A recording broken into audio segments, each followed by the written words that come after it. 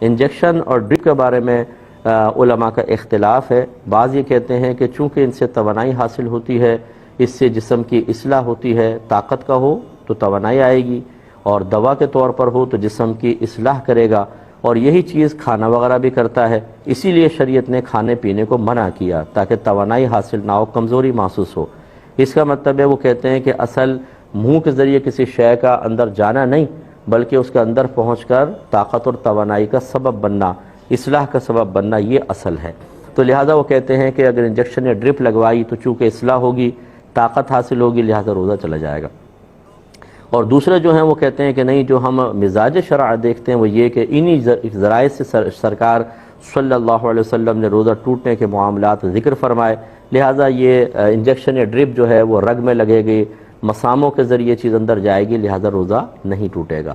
تو اب ہم جب فتویٰ دیتے ہیں، میں اپنی بات عرض کر رہا ہوں، اور بہت سے اور بھی علماء ہیں جو اسی طرح کرتے ہیں کہ جانبین کی رعایت کرتے ہیں، دونوں طرح کے علماء کے قول کی رعایت کرتے ہوئے ہم یوں کہتے ہیں کہ اگر کوئی مریض ایسا ہے، کوئی کمزور ایسا ہے کہ انجیکشن یا ڈرپ کے بغیر روزہ پورا کر ہی نہیں سکتا، تو بہتر ہے کہ وہ روزہ رکھے اور ڈرپ وغیرہ لگا کر روزہ پورا کر لے، کہ اصل تو عبادت کی ادائیگی ہے اور وہ ہو رہی ہے، اور مسئلہ مختلف ہی ہے، تو اس سے فائدہ اٹھا لے۔ اور جو صحت مند ہے، اگر وہ چاہتا ہے کہ میں ذرا ڈرپ چڑھوا لوں یا وہ انجیکشن لگا لوں تاکہ بالکل سکون سے گزرے، مجھے تکلیف نہ آئے، اس کو ہم منع کریں گے کہ آپ ایسا نہ کریں۔ تو امید ہے کہ آپ بات سمجھ گئے ہوں گے۔ چند چیزیں بس میں نے آپ کو عرض کیا، جیسے ابھی ڈرپ کا اور انجیکشن کا مسئلہ ذکر کیا، یہ ذہن میں رکھیے گا کہ اگر کوئی اس کے بغیر روزہ پورا کر ہی نہیں سکتا ہے تو بالکل اس سے روزہ نہیں جائے گا، وہ لگوا لیں۔ جیسے اب کوئی بیمار ہو گیا، بہت زیادہ حالت روزہ میں ہے، ڈاکٹر کہتے ہیں انجیکشن لگوا لیں، آپ حالت سنبھل جائے گی، لگوا لیجئے گا، روزہ قائم رہے گا۔ لیکن اگر صحت ہے اور ویسی مطلب سے طاقت کے لیے کوئی چیز استعمال کرنا چاہتے ہیں تو پھر نہ کریں، کیونکہ یہ روح روزہ کے خلاف ہوگی۔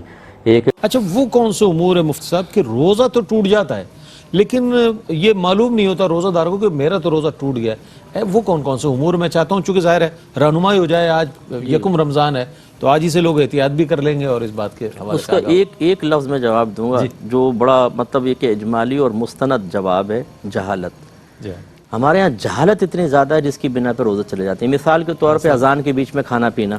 اچھا، اور اتنے استقامت پذیر اور جرأت مند مسلمان ہے کہ اگر آپ سمجھائیں کہ بھئی اذان فجر تو فجر کے وقت میں ہی دی جائے گی، اس سے پہلے نہیں، اور فجر کا وقت تو سحری بند ہونے کے بعد ہی ہوتا ہے، تو گویا کہ آپ نے فجر کے وقت میں کھایا پیا تو سحری بند ہونے کے بعد کھایا، آپ کو روزہ نہیں ہوگا۔ بڑوں کو دیکھا کرتے ہوئے لاؤ دودھ کا گلاس، وہ پی لیا صاحب، انہوں نے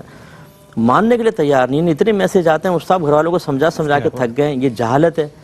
اسی طریقے سے سائرن پہ روزہ کھولنا اور اذانوں پہ، بعض اوقات مؤذن صاحب جو ہیں وہ پہلے سائرن بجا دیتے ہیں، وہ پتہ نہیں اس کو بھوک لگ رہی ہوتی ہے کیا ہوتی ہے، وہ بٹن دبایا پہنچ گیا حجرے میں، تو وہ گڑبڑیں۔ تو یہ بھی ایک ہے کہ بھی اس سے اذان سے روزہ کھولنے بند کرنے کا تعلق نہیں ہے، سائرن سے نہیں ہے، وقت سے ہے۔ آپ وقت دیکھیں، اس کے بعد کریں۔ اسی طریقے سے ایک صاحب نے کہا میں منہ میں پان رکھ لیتا ہوں، پی کے اندر نہیں جانے دیتا، وہ باہر پھینکتا رہتا ہوں۔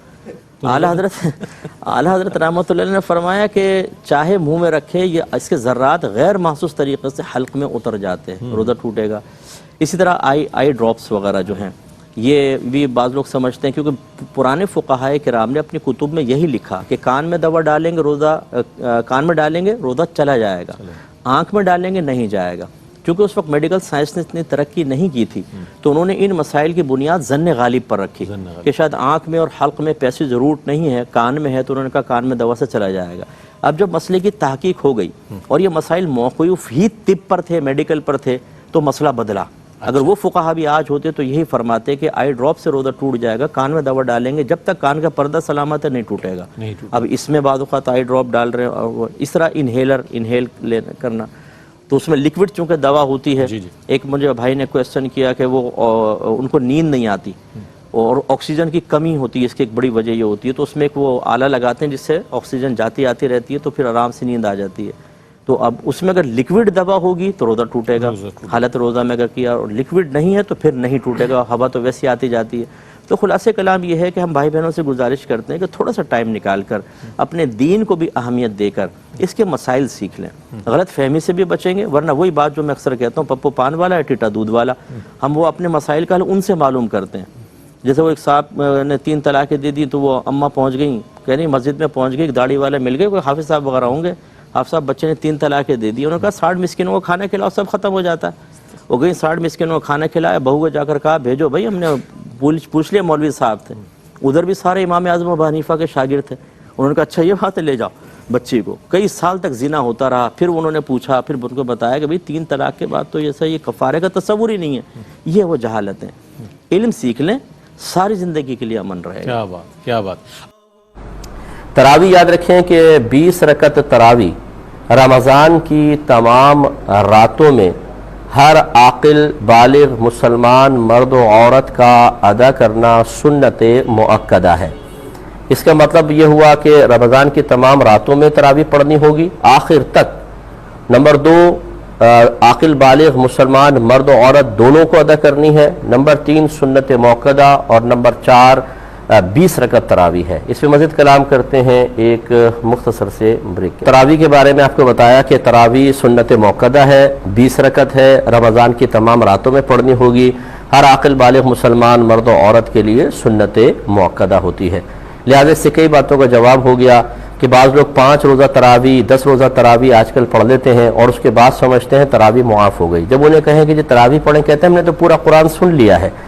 یاد رکھیے کہ جہاں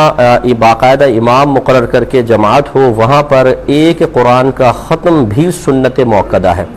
اور 20 رکعت تراوی رمضان کی تمام راتوں میں بھی سنت مؤکدہ ہے۔ اگر آپ نے 5 دن میں یا 10 روزہ یا 8 روزہ تراوی پڑھ بھی لی ہے تو قرآن سننے کی سنت تو آپ نے پوری کر لی ہے، لیکن جو تراوی 20 رکعت پڑھنی تھی رمضان کی تمام راتوں میں، وہ سنت کون پوری کرے گا؟ تو یہ بڑی خطرناک صورتحال ہے کہ لوگ سمجھتے ہیں کہ ہم نے قرآن سن لیا، اب ہم پر تراوی معاف ہو گئی ہے، اور وہ ادا نہیں کرتے ہیں، گناہ گار ہوں گے۔ اس طرح پتہ چلا کہ خواتین کے لیے بھی سنت مؤکدہ ہے، یہ صرف مردوں کی نماز نہیں ہے بلکہ بہنیں بھی اپنے گھر میں 20 رکعت تراوی باقاعدہ سورتوں سے پڑھیں گی، چھوٹی چھوٹی صورتوں کے ذریعے پوری کر لیں۔ میں ترتیب ضروری نہیں ہے، تب ہر رکعت میں ایک دفعہ الحمد شریف اور سورہ اخلاص پڑھ لیں، تمام رکعتوں میں کوئی مسئلہ نہیں ہے، بالکل کامل و اکمل نماز ہوگی۔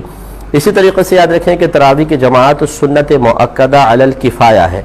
یعنی اگر محلے میں سے چند لوگ بھی مسجد میں آ گئے، جماعت قائم کر لی تو کافی ہے، تمام کا مسجد میں آنا یا جماعت قائم کرنا لازم نہیں ہے۔ لیکن میں یہ کوئی ترغیب نہیں دے رہا ہوں کہ آپ اپنے گھر میں پڑھ سکتے ہیں، بس حکم بیان کرنا مقصود ہے۔ افضل یہی ہے کہ آپ مسجد میں تشریف لائیں، باقاعدہ جماعت کے ساتھ ہی نماز پڑھیں، لیکن اگر بالفرض کوئی سستی کرتا ہے، کسی دن جماعت کے لیے نہیں آتا اور وہ گھر میں نماز پڑھ لیتا ہے تو گناہ گار نہیں ہوگا، کیونکہ تراویح کی جماعت سنت مؤکدہ تو ہے لیکن علی الکفایہ۔ علی الکفایہ وہی عبادت ہوتی ہے کہ بہت سارے لوگوں کی طرف سے اگر ان لوگوں میں سے چند لوگ بھی ادا کر لیں تو سب کے سب بری الذمہ ہو جاتے ہیں۔